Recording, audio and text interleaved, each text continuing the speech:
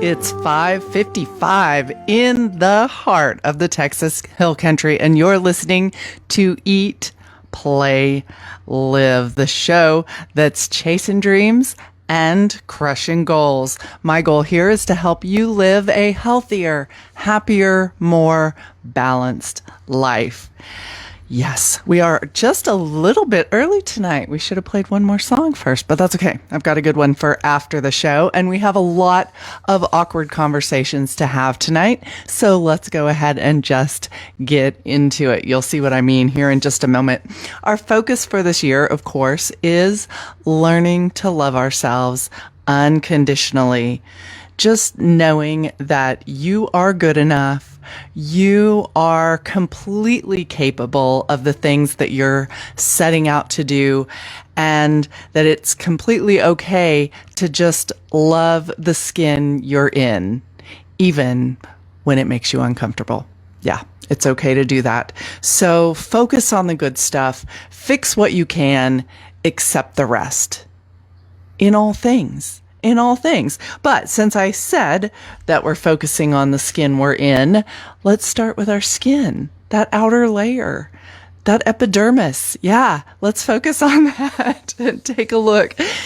Skin. I don't know, right now I'm peeling a little bit. I've been out a lot in the sun, and so that reminded me that better take care of that skin, because we want it to last us for a good long time, and we want it to stay supple and have elasticity and all those good things, so that we can fight age and gravity with everything we've got. You know, I've always said that, well, not always, but since I've been spending my life in the gym, I've said, if I can fix it in the gym, I will work as long and hard as it takes.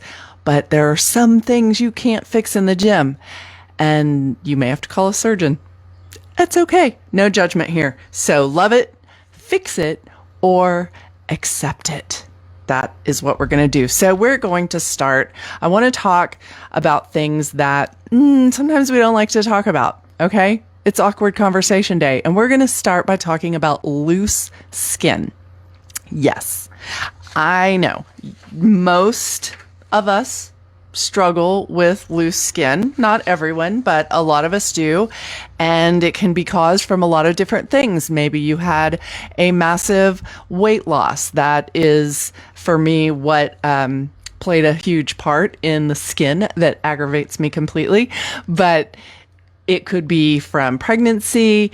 It could just be from age. I mean, as we get older, yeah, it loosens up on us. So what can you do about it? Well, there are a million things, right? There's so many firming creams out there. Which ones work? Which ones don't? I don't know. I wish I did know, because I've tried some.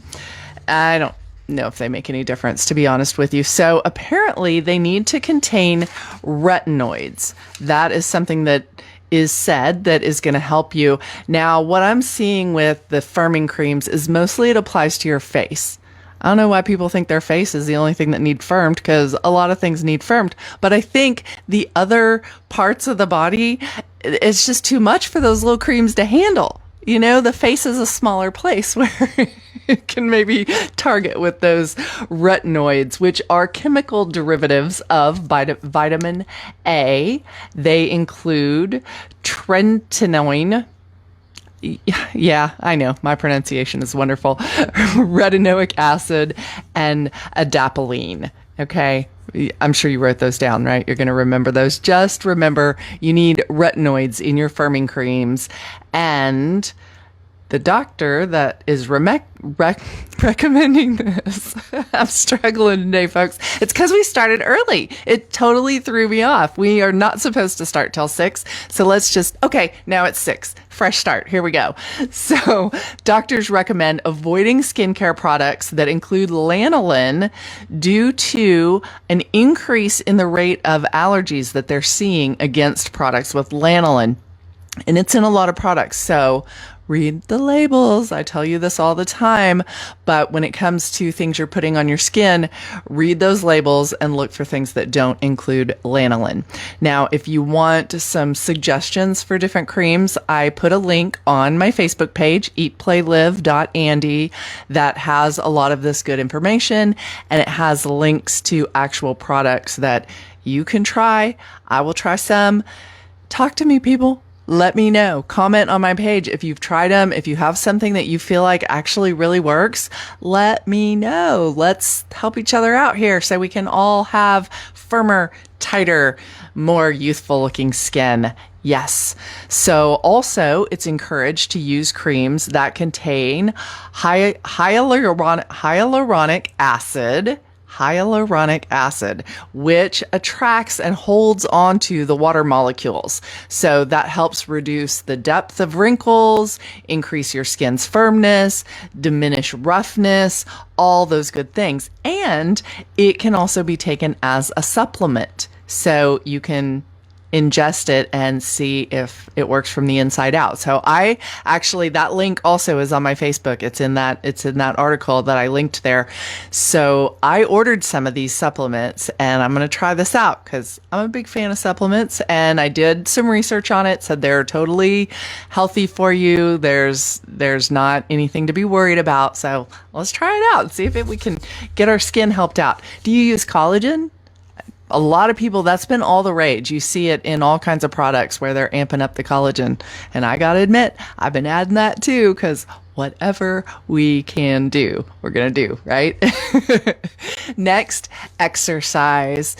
Yes, playing will help you feel younger, look younger, but it really will. And the best way to do that when it comes to tightening your skin is through weightlifting. Yes, you need to build up your muscle mass, and you're not going to get like all bulky, especially ladies, if you're worried, oh, I'm going to be bulky. No, cupcakes make you bulky. Lifting weights does not make you bulky, but it does increase your muscle mass, and it just helps with the appearance of loose skin. It makes it look tighter, especially if it's from weight loss. So I can vouch for this, and you have to lift weights for a while. It doesn't happen overnight, but it does make a big difference.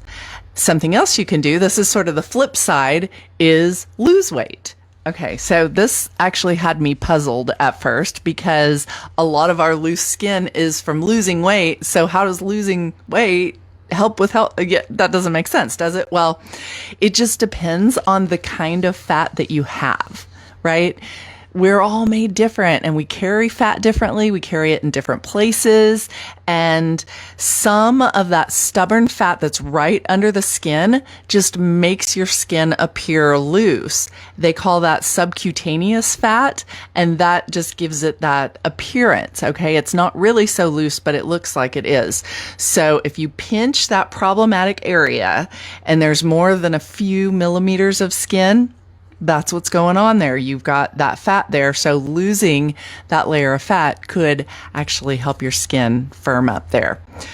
One fun thing you can do is massage the area. Heck yeah, get massages. Anything you can do to encourage getting massages, I am definitely on board for. But you can also use like a sugar scrub or a dry loofah. I've heard of that, where you just take one of those loofahs and don't wet it and just scrape it against your skin, and it just helps to increase that blood flow and evoke an anti-aging response. So keep up the massages, and if you have someone who will massage it for you, even better. Good for you, giving you props. Cosmetic procedures, non-surgical procedures can help with loose skin. This is another area that is kind of pricey. So I can't try them all, folks. Or wrinkled skin on the face and neck. And so once that old skin peels off, the skin underneath is usually less wrinkled and a lot smoother. There's also a thing called ablative laser resurfacing. That sounds fancy, right? Some people call it a laser peel. It's similar to the chemical peel because it's removing that outer layer of old skin, but the laser also warms up those layers underneath the skin, and that heat promotes collagen production. So sounds like something that might be worth a try. Also, ultrasound skin tightening. Again, using heat to stimulate that collagen production. They focus that ultrasound energy. It's transmitted through the skin surface to heat those deeper layers. Yeah, sounds expensive to me too. But hey, if it's worth it to you, it's worth it, right? That's right. We do what we got to do. Radiance. Those sound fancy. This is a skin to induce that collagen production. Who knew? We just to react. So that's different things are basically about heating up the skin layers. And then neuromodulators. That's a fancy word for Botox. Yeah. And so here again, they're mostly talking about the face on this one. I guess you can get Botox elsewhere, but I don't know anybody that does that. But anyway, you inject Botox into the skin, and it's okay. This isn't exactly the most holistic procedure that I've ever suggested, but there's minimal recovery time, like really zero, and it does reduce the appearance of loose skin and also those deep wrinkles where the muscles are working against each other. So for those of you on my Facebook Live, I'm squinching my eyebrows to show you the wrinkle that I hate the most is right between my eyebrows. I call it my worry line. So if I were to get Botox, I'm not going to say whether or not I've ever actually done that, that's where I would get it. Yeah, because smile lines, great. We want smile lines. Worry lines, not so much. So, like I say, fix it or accept it. That's right. And then if all of these are too maybe, that's the thing for me is they're expensive and then maybe they're going to help and maybe they're not. That's what has always bothered me about some of these treatments. So then you can go to the definitely going to do something, and that is the body contouring surgeries. Okay. So those of you who've really had like a drastic weight loss, you know what I'm talking about here. There's skin that no cream, no laser is going to fix. There's way too much skin, and you can have a body contouring surgery that can take that off and get rid of it. And nobody is going to judge you for it. And they might, but on them, because it's not their business. So you've heard of it as a tuck or a lift, a nip, all those kind of things. Well, that is definitely a real thing. They just make an incision, remove the extra fat, remove the skin, and put you all back together again.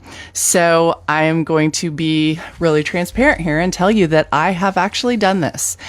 And, I have lost 100 pounds at one point in my life. And so things did not go back the way I remembered. And so I did have one of these surgeries. And I will tell you that,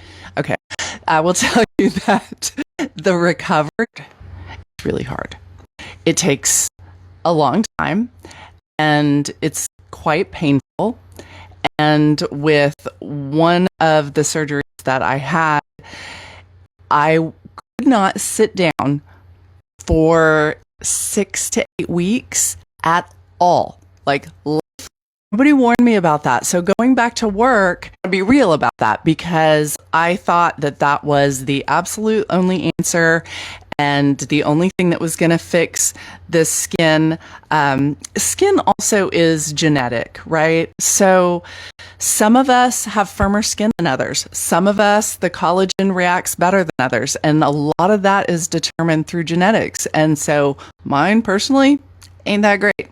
So, I got a lot of good things in my genetics, but that just wasn't one of them. So for me, it made sense to go ahead and go with the surgery. And yeah, it helped.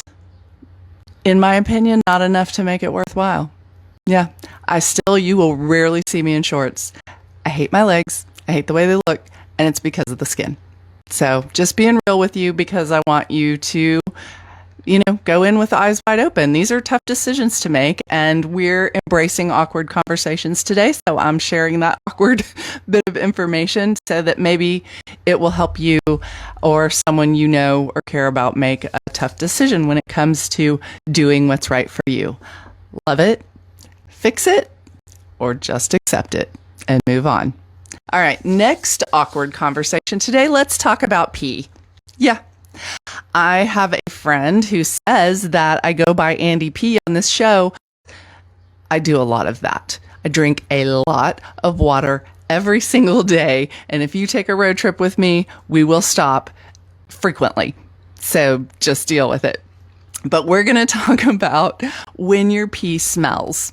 Yeah, I know. I don't know why. This just made me kind of giggle. And I thought, it's been sort of a week of awkward conversations. So why not just take that and really embrace it? So let's talk about what makes your pee smells, okay? Sometimes it's harmless, no big deal. Other times it could be a major, major problem. So you need to know your body, okay? Most common, what's the first thing that popped into your head? Probably asparagus. We all know if you eat asparagus, your pee is going to smell weird. I don't know why. It's really strange, but actually it has to do with your genes, okay? And whether or not, well, your genes actually dictate whether or not it smells funny to you. Isn't that strange? So it's a sulfur byproduct, but if you can't smell it, it's called asparagus anosmia. I know, so random that it has a name, but it can also have a strong smell after you drink coffee, eat fish, onions, garlic. So if you feel like it's smelling kind of funny, think about what you've been eating and maybe avoid some of those major culprits there. Also, dehydration. Yeah, the more water you drink, of course, the more you're going to go and the less it's going to smell because it's all diluted with that wonderful water that you need to have all the time anyway. So while there's always waste in your urine, like ammonia, the smell is definitely stronger if you're dehydrated. Another thing it can signal is a UTI, urinary tract infection. Yeah. So you may go to the bathroom a lot if you have a UTI. And while you're in there, you might notice that it's not smelling so great because bacteria can build up and cause that stinky smell. So talk to your doctor for sure if it hurts when you pee and if you have a fever, because you're probably going to need some antibiotics to deal with that. Kidney stones. How about that? Did you know kidney stones can make your pee smell? Well, they stop the urine flow, and that leads to a buildup of salt and ammonia. So, of course, that's also going to make infections more likely. Some of the stones are made from cysteine, which is a substance with sulfur in it. And we all know that sulfur has a tendency to smell like rotten eggs. So that's not something that you really want coming out of your body. But if you have a fever, blood in your pee, if you have a lot of pain, talk to your doctor right away. Don't wait. Don't mess around with that. Uncontrolled diabetes can also make your pee and your breath smell fruity. Isn't that interesting? So if you don't treat high blood sugar, the sweet smell is from ketonuria or a buildup of ketones. Yeah.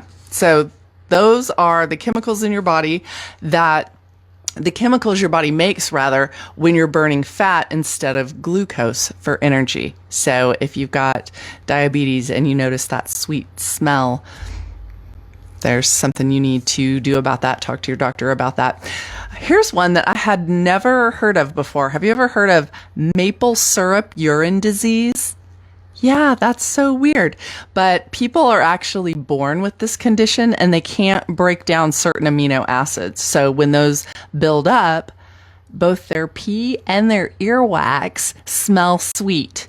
That is the weirdest thing I've ever heard. So it's something that happens in babies, okay?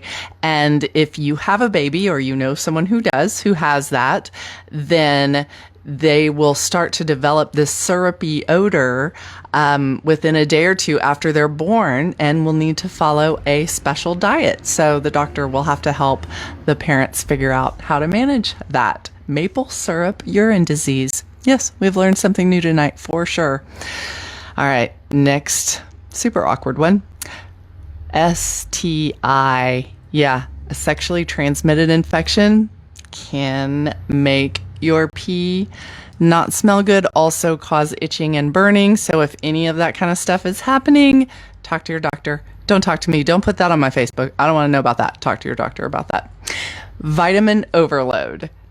Your body gets rid of extra nutrients that you don't need when you pee, right? So if you're taking extra vitamin B6, for example, that can give it a strong odor. Too much vitamin B1 can make your pee smell like fish.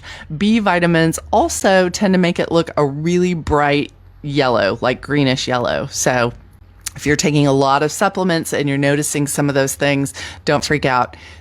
It's probably those supplements.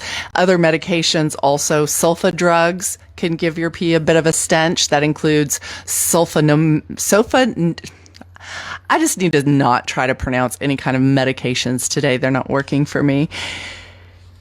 Basically, drugs used to treat UTIs will cause that smell. So also medicines for diabetes and rheumatoid arthritis, they can also affect the way your pee smells. If you're just tuning in, we're having awkward conversations. Don't freak out. Yes, I'm talking about how your pee smells. Just deal with it. You're listening to Eat, Play, Live, and we talk about real topics that we all have to deal with. So that's where we're at. Pregnancy. Not all of us will have to deal with this. Not me anymore, thank goodness. Morning sickness may leave you dehydrated. Prenatal vitamins can change your way your pee smells. Also, it might not be that it smells so much, except that you're just now super sensitive to every kind of scent. And so pregnant women will think things smell when maybe they don't necessarily smell any different than they would any other time. So just keep that in mind. Major thing that smelly pee can signify is organ failure. Okay, now I would like to believe that you're going to notice something other than just that if you're having organ failure. I mean, that doesn't just happen randomly out of the blue, but just something to be aware of. Liver disease can make your pee and your breath smell musty. The odor is caused by the buildup and release of toxins in your urine. So if you have also kidney failure, you may smell a lot of ammonia when you go to the bathroom. So it's important. Like I said, some of these things are no big deal, and some of these things are huge deal. So just don't be embarrassed to be aware of what's going on with your body. This is an important part of life, and we need to be aware of it and deal with it and sometimes talk about it. And then the last thing is holding it for too long. And this happens a lot with little kids.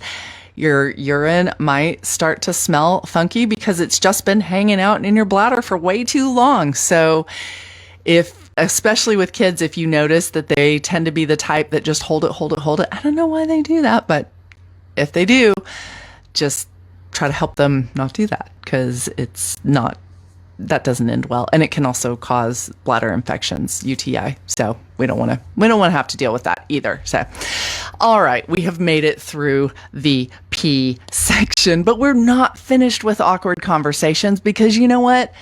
They happen all the time. What do you do when you're faced with the awkward topic, the awkward conversation, the person that you need to deal with that elephant in the room and you just don't want to? How many times have you danced around it knowing it would help so many things if you would just deal with it, but maybe tomorrow?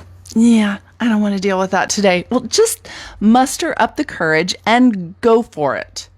Honestly, what is really going to be so bad? Just stay positive. Yeah, I mean, the conversation could definitely go south and it might be really hard, but you will have taken the first step. And as they all say, how do you eat an elephant? One bite at a time. So take the first bite. Just take it. It gets easier every single time. So I find that road trips, with summer, now school's out, I think this is pretty much everybody's out by now. Road trips are an amazing way to deal with awkward conversations that you need to have. And my boys will vouch for this because they probably will never take a road trip with me again, because when we are in the car together and they can't get away is when mom decides to say things like, let's talk about porn and why you should not be looking at it. Oh yeah, it's dreadful for them. I know, it just makes me so happy, but they're a captive audience. So make some notes before your road trip of awkward conversations that you want to have and do it. Knock it out right there. But okay, that's my advice. Now let's hear what Psychology Today has to say about dealing with awkward conversations. Well, number one, avoid the silence.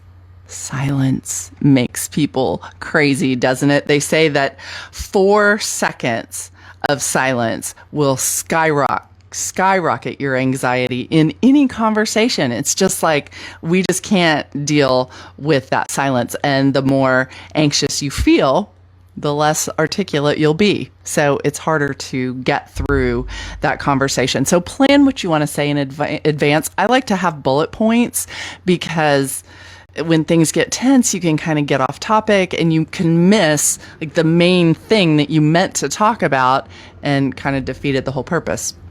Secondly, speak in a private setting. If you and so need to deal with something and you pass in the hall and that's where they bring it up, say something like, you know what, let's take this into an office or just somewhere to where you're not just out in the middle of everybody. It's just not going to work so well. Or just say, table it until you can have a better time and place to have that conversation. Sit. Now, I don't know if I agree with this advice so much, but sitting apparently can add comfort to an otherwise difficult situation. Or at the very least, if either both of you sit or both of you stand. Because if you're not on the same physical level, then they may get the feeling that you're talking down to them.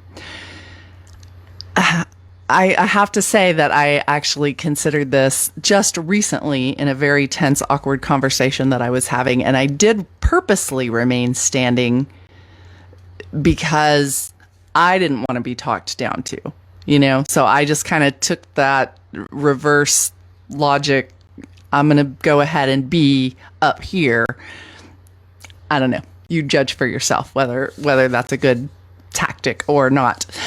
You can offer a warning. Now, this sounds harsh, but actually it's softening the blow. So if you've got harsh words that have to be said, you can soften that or even direct questions by saying something like, what I'm about to tell you may be difficult to hear. Something like that. It just kind of gives the other person a minute to emotionally prepare for what you're about to unload. let them know about. You can acknowledge your discomfort. If you're trying to hide the fact that you're uncomfortable with the situation or the conversation and you're fidgeting and you're avoiding eye contact, well, it's not really helping. Nobody's buying it, so you might as well just say, I'm a little uncomfortable bringing this up. There you go. And now it's out on the table and you've acknowledged the awkwardness and let her rip.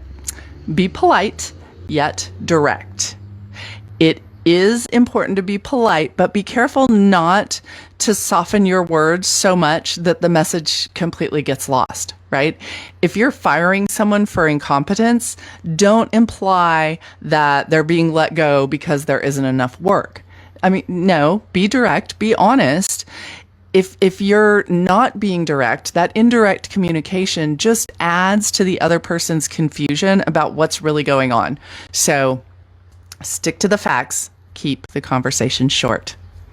This is a hard one. I know, for me, it's hard. I'm an over-explainer, and I will type a message sometimes to people, and then I go back in and erase the whole second half because I said what I needed to say, and then I explained all this stuff that was going on in my head that it didn't matter. Let that go. Just, be direct. Be an active listener. Okay, give the other person a chance to process what you've said. You can be an active listener by then reflecting back what you hear, offering clarification on points that maybe you misunderstood. So that really helps them to know that you're listening to them, and hopefully they will do the same for you. Now, be prepared when you're having these awkward conversations. The other person may experience very intense emotions, right? They may be embarrassed, sad, they may be fearful about something, angry. Okay, any of those things can happen. So unless that person becomes inappropriate, be willing to kind of help them process through those emotions. People are going to have emotions, and you aren't responsible for how they react, right? But you can give them the grace to let them have that expression, as long as it doesn't put you in any kind of danger of physical harm or anything like that. Yeah, no, let's not go there.